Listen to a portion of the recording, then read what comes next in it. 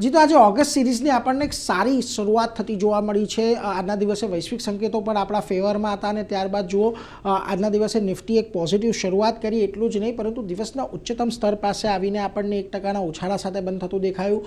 સેન્સેક્સની અંદર પણ ઓલમોસ્ટ 800 પોઈન્ટનો ઉછાળો આજે આપણે જોયો છે અને નિફ્ટી બેંકમાં પણ આજના દિવસે એક સારી તેજી રહી। 450 પોઈન્ટના ઉછાળા સાથે 57,200ની ઉપર ત્યાં પણ ક્લોઝિંગ આવતું જોવા મળ્યું। વેલ, મિડ કેપ અને સ્મોલ કેપ પણ આજના દિવસે સાથ આપતા દેખાયા બજારની અંદર। જો મિડ કેપ ઓલમોસ્ટ 1% જેટલું, સ્મોલ કેપ 1.5% જેટલું આજના દિવસે વધીને બંધ થયું છે। એટલે એક બ્રોડર માર્કેટમાં એક સારી તેજી તમને જોવા મળી હતી। આજના દિવસે જે સેક્ટર્સની અંદર સારી તેજી તમને હતી એમાં જો સૌથી પહેલાં તો મેટલ સેક્ટર, આઈટી, આ બંનેમાં આજના દિવસે એક સારી ખરીદદારી જોવા મળી।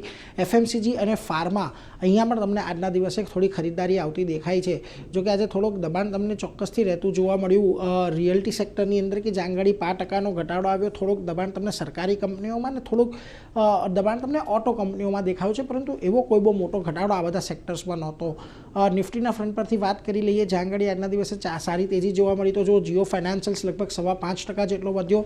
એચયુએલ ગઈકાલે ઓલમોસ્ટ 7% જેટલો ઘટ્યા બાદ આજે 4.5% જેટલો, 4.5% જેટલો ફરી પાછો રિકવર થયો છે।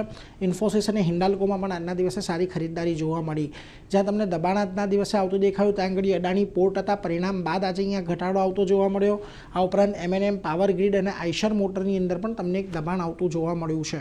મિડકેપના ફ્રન્ટ પરથી ખાસ કરીને વાત કરીએ તો આજના દિવસે તમને કેપીઆઈટી ટેકમાં એક સારી તેજી જોવા મળી। સ્વિગીમાં એક ખરીદદારી હતી, એમએનએમ ફાઇનાન્શિયલ્સ, પતંજલિ ફૂડ્સ, આ બધાની જગ્યામાં તમને એક સારી તેજી સાથેનું કામકાજ થતું જોવા મળ્યું છે।